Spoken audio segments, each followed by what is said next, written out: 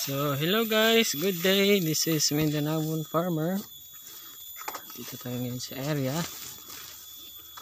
This is the goat area. So, yung vlog natin ngayon is anong oras natin pinapalabas yung ating mga alagang kambing. Ito yung gumagala guys. So, for us guys, papalabas kami around 11 o'clock. So 11 o'clock ng umaga para at least dry na yung ating mga damo. Pero ngayon pinalinis muna namin kasi magpapakupra kami.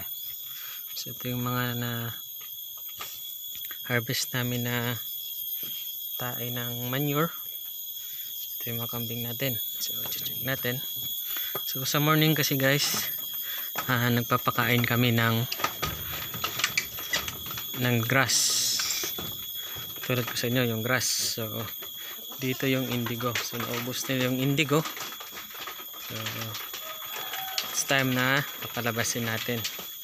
So every afternoon or every morning nag-stock kami ng grass para sa aming mga kambing para the next day di baling hindi sila makalabas, at least may reserve kaming damo or pagkain nila, kasi hindi natin malalaman na pagka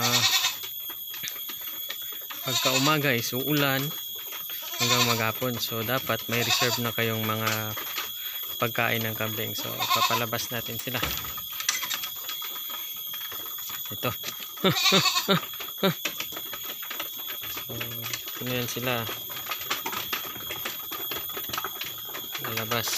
Yun. Yun. Yun. So goods na goods sila ngayon guys. So kita nyo as magandang hapon or tanghali nyo ipapalabas yung ating mga kambing kasi hindi nabasa yung damo. Isa yun kasi sa source na pag masyadong maaga is nagtatae yung ating kambing. So ito yung ating indigo. So nag-pruning na tayo. Ito na yung result nya. Yun, tumatakbo na yung ating mga alaga. Ito na sila sa kabila. So yun lang muna yung update natin guys.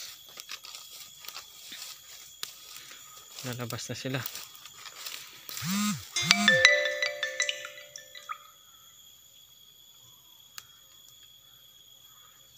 So yun lang muna guys. Salamat.